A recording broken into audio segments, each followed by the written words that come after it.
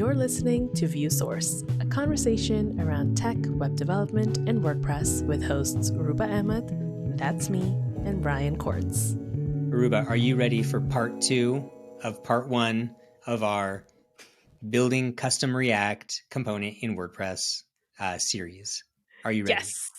Yes, I'm ready. So in part 1, to recap, we looked at how to include React on your website on the front end, and we talked about how to set up React, how it gets included, and the function that is a component in React and spits out HTML. And that's where we got to.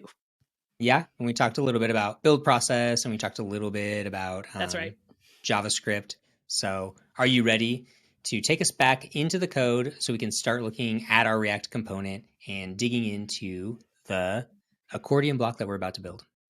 Yes, let's get into the actual meat and potatoes of what was happening with the button when you open and close, when you click it to open and close and show the world text. I feel like I interrupted because you then explained like this function has a return where we're returning HTML. Like Yes. that's a React thing, right? Like a React is like, we would call this a component, and a component just gives us some HTML. Like that's what it's returning. That's right. Like, here's a chunk of HTML. That's right. In React, any component must return some sort of HTML. It can't just like have random stuff in it. That it has to be HTML if you want it to show up on the front end. If you're using JSX, sometimes you'll write that like HTML in a funky way. But in this case, we're literally just writing some very plain looking HTML. All regular HTML works inside React. Yeah, plain. You said JSX, and I felt like my face like twitched a little bit. Like I felt it happen. Like, yeah.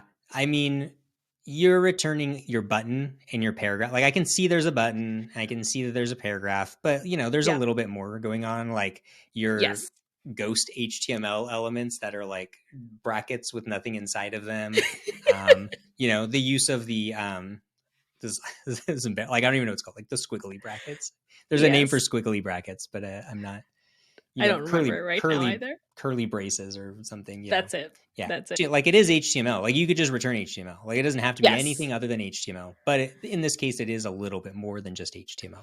Yeah, you're totally right. Just like when I was talking about PHP, in PHP, you often mix your PHP and your HTML together. Here, you're mixing your JavaScript, your React JavaScript, and your HTML together. The logic and the presentation are a little bit mixed, but we can add some element of separation here by doing most of our logic work above the return, like before the return, and then trying to do only a few conditional presentational things in our return function. Or our return section, really. So like what are, big picture, we need to be able to click the button, and I can see, you have an on click and it is past something called toggle button. And then we need our paragraph to like show and hide. So what was the process? Like you said earlier, you have like kind of your return and your HTML at the bottom, but you do put some functions up at the top. So like, walk me through what that function is and kind of how this works. Okay, so if you're thinking about this in like regular JavaScript, let's say you have a button and on click you needed to do something, you wanted to show something else, you are probably going to set up a variable where you're going to track whether something is true or false. Like, is this button clicked or not clicked, for example? You could do it that way. And that's kind of what we're doing here, where I've said, hey, this is a button, and when this button is clicked, I want you to run a function called toggle button. And this is how you add a function inside HTML in React. You can just give it the function name. You don't even have to put the two empty braces, like brackets, beside it. And as long as you put it in curly braces, it knows that this is something React-y. And that function is essentially changing the variable that is tracking whether, like, it's a Boolean variable that says set to true or false. And it's saying, hey, if I clicked it, if it was true, turn it to false. And if it was false, turn it to true. And then in my return function underneath the button on line 14, I'm saying, hey, if the variable is open, is true, then show me the word in a paragraph. But that's actually like WordPress WordPress coding standards are very like be verbose as much as you can. Don't like do like fancy short like operators and things like that. But like Mm-hmm. your is open and paragraph, what would be like? How would you explain to somebody like this is this is making that happen? Like Yeah. how does So that operator work? in React, you can do if statements, but if you try to do an if statement inside the return area, it kind of hates you. So it doesn't really like it. You can do it, but it's not generally a best practice. So the and this, I think this is a no, this is not the ternary operator. It's just the and operator, right? It doesn't have like a name, I don't think. Yeah, Um no one's fact checking here. Don't worry. um you know, this is how you would write it. Like this is not verbose. This is just in React. This is that way you would write it inside the return area. But if I was writing this above, not in the return function, yeah, I could write a little if function, like, if statement where I say, hey, if, set, if is open is false, make it true. If not, make it false. But Yeah, you don't have to. Like the JavaScript standards in WordPress are actually different from like the PHP coding standards, I found. yeah. So, but like essentially that line of code means like it's going to look at what's before the ampersands, and if it's a true statement, then it'll execute whatever's after the Yes. ampersands. That's right. Yeah. So it says, hey, if the is open variable is true, then show me whatever I put after the double ampersand. And I put that all in curly brackets because it is a React statement and we want it to be identified as React. Yeah, we don't want it to just literally print that on the page. Exactly. Exactly. And well, if I took away the curly braces and I were to save this, um, let's see what happens. Yeah, so it literally did. I'm not showing this on It the just like screen, but it just literally shows is open and then world. yeah, because Yeah, it thinks like it's thinking you're doing HTML until you throw some brackets and you say like no, this is JavaScript. You know. that's right. Exactly. Yeah. Yeah, so that is the return function, but there's a bunch of funky things happening before the return function. So now we come back to something called state. In React, you can set up sort of a local temporary tracker of whatever you need to keep track of. So for that, in React, there is this thing called use state. And it lets you whip up two different variables, one variable where you're going to track the information about something, and then another variable that allows you to change what is being, like, change the information, update it. And Okay. that way you don't have to do it like directly yourself. You just pass it the value that you want it to change and it will change it.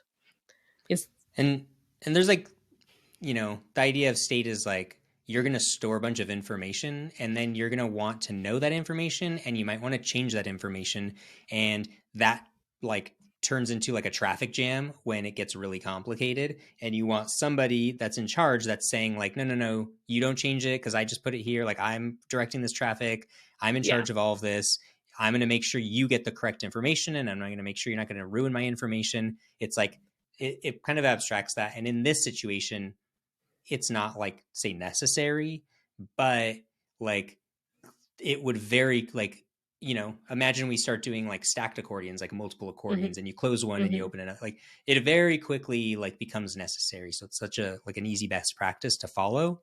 but Yes. but you're telling me that on line 5 is open is going to be our value, and then the second thing will always be a function that will let us Update the mutate is or open. update the value. That's right. Yeah. So here you can see it's a constant, but I'm putting it inside square brackets because they're connected together, and that's what use state, which is called a hook, requires you to provide. And then it's saying, hey, the first one is going to be the variable, like the place where we store the information, and then the second word, whatever we're doing, is needs to be transformed into a function that will let me update that first one. And then we say equal signs, and then we use the variable use state to transform them. And the very first thing we can do in there is either leave it empty or pass it the initial default value that we want to keep track of. So in this case, because I want this to is open to function as a Boolean, and if I were to hover on it, my little VS Code helper tooltip will tell me is open as a Boolean, and I'm passing it false because at first the button, like the is open, needs to stay false. We don't want to show the world text. Yeah. Does that make sense? And yeah, and I think even just the idea that like a function is returning more than one thing, like Yeah, that can be a little like, mind blowing on that, because you're like, oh no, it's a function. How is it returning multiple more things? Like, things. Yeah, and how am I setting those as, how is it not like an object? It's two separate variables, or, hmm, that I can use separately. So like those sorts of mental shifts are really required when you get into React, because you'll have to start thinking like, oh, okay, like the base layer of JavaScript of like what I thought it could do, or what I'm used to if I'm haven't really gotten deep into it. yeah, Like there's a lot of those things that until they're broken down for you, you first look at them and you're just like, yeah. this is so far from what I thought JavaScript was that I don't even want to look at it. Yeah. So something like this is very similar to the concept of destructuring, which is when I started learning React, it just like blew my mind. And it took me so long to wrap my head around because in React, if you had an object that was called, you know, view source. And let's say this object, and I'm just like making this up as I type here, and it Mm, has like, hosts, and then it has, Aruba and Brian, and that's the first value. And then it maybe has another thing that says, type, and that's called podcast. Now, if I wanted to pull out hosts and type from this view source object into separate variables, I wanted to destructure it. In PHP, you would be something like, oh, let me create a variable called hosts. And then I would go equal sign. And then I would choose to say, oh, view source, and then it's like an object. So you would like pull out hosts from it and yeah. assign it. And you can do that in React. Like that's just like regular JavaScript stuff. But in React, like you could actually do something like set up a constant and uh, put curly brackets here and say hosts comma, type, and then equal sign the name of the object. And now it'll say, oh, I want to take view source host inside, like the host inside view source, and assign it to this host variable. And the same thing for the type variable. And I used to look at that and I'm like, this makes no sense. What is happening? But it's actually a really, really nice way to pull out a multiple, variables or information from a larger object, which you have to do a lot in WordPress block development. Yeah, when you get to like destructuring or spreading out arrays or like all these sort of like modern things, you start like at first it's so confusing, but then once you know it, it's like you're like, oh, I'm so glad I don't have to do this manually. Like, I don't. Yes. It's a super time saver. But so why? I'll do one last question on it. Why did you use brackets in your example, like curly brackets, but in the use state, you're using square brackets? Yeah, so curly brackets in JavaScript and in React, they mean that you're creating an object. And in that one was saying, hey, I want to pull something out from an object. And that's why we have the curly brackets. But in the square brackets for use state this is actually just like an empty array with two variables in it. And then we're passing that to the use state hook, which transforms them into the function and the variable. So we're actually literally passing an array of two values to it. That's why. Mm-hmm. That difference Yeah. between an array and an object. Yes, exactly. And then after that, the only other piece we have is an update function, because on click in the button, we pass it a function called toggle button. And so we write out that function, which is also kind of trippy because here we have a function inside a function. Yeah, And why not just put set is open in your on click on line 13? Like, why wrap it in a function?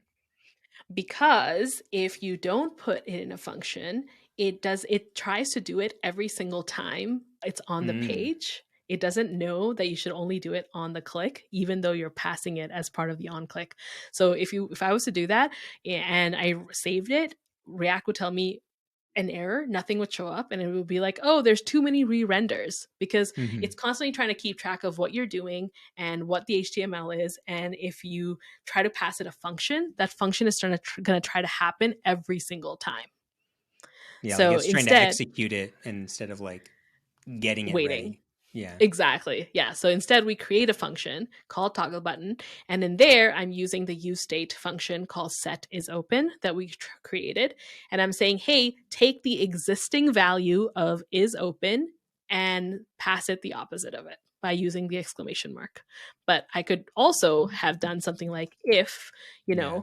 is open, then set it to false, and Copilot is helping me write this really quickly. Yeah. And if it's false, then set it to true. So I could do Yeah. that too, I but it's just super fast to do it the other way. Yeah, I think it's useful just to see that though, because Yeah, it's like that whole verbose thing. Like sometimes it's just useful somebody to see it and you're like, okay, now I know what it's doing, but like I got to see it kind of like it's exactly. really just setting it to the opposite, but it's nice Yeah, to see it.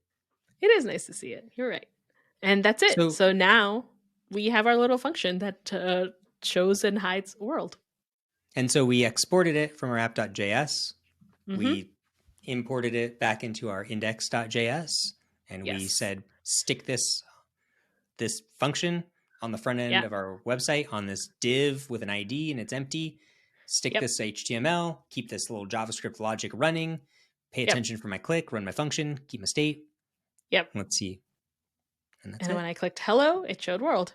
And for this very, very simple thing, it seems like a lot of JavaScript. But as soon as we start adding all the other things, it's going to be like, oh, this is so much shorter to do in React than if you were to do it in jQuery or like just vanilla JavaScript. Yeah, it's, obviously if all you were doing is doing this, like, yeah, it maybe wouldn't be worth loading React or something like that. But like we said, like, Yeah. you're putting it into a block, so like you kind of have React anyway, and say you're going to start stacking them up and doing multiple accordions, and you close one, it should open the other or whatever, that sort of Mm-hmm. stuff. That definitely makes a lot of sense. Maybe if there's Yeah. things inside of our accordions. Once the complexity adds up, then all those things pay off, really. Yes. Exactly. Which is, how it works with like general development always, even in WordPress. There's just a lot of stuff this is why people use theme scaffolds, right? It does all this work for you so that you can just get to the actual meat and potatoes of what you want to do. Mm-hmm. And so what do you think is the next step? Like, give us a preview. What do you think is the next step that we should take for this this React app? What would you want to do with it next? I think that we should make an actual accordion panel without even worrying about the block part first in our next episode, and make it nice and accessible, make it a really simple, easy to use panel before we even turn it into a block. We need to know what it looks like in React and how we would use it before we get into the WordPress block API itself. Right? So, so you're saying multiple collapsible elements in one. Yes, Did I so we understand? can have more than one that you could add, and when you open one, the other one closes. But also, right Mm-hmm. now, what I've created is not accessible as an accordion, Yeah, So we that need to turn it into something that is accessible as well. And how you do that in React, if you were to do it, we'll cover that as well. yeah, we need to make it accessible. We need to make it extend. We need to make it a block. And one thing that I always like that I'm already thinking like, okay, well, if I'm going to have multiple ones, each one, like I need a wrapper block and maybe each of them should be an individual block or something. Yeah. So how is that going to affect the fact that they're connected? I think there's like a lot of little things that are like slowly going to dig into how you would render it, how you would use inner blocks, how you're going to keep it accessible. So I'm Yeah. excited to see where it goes next. Yeah. All right. Well, we'll cover all of that, or at least part of it, in our next episode. All right. See you then. See ya. Visit viewsource.fm for the latest updates and links to the show notes. Review and subscribe to ViewSource in iTunes, YouTube, or wherever you get your podcasts.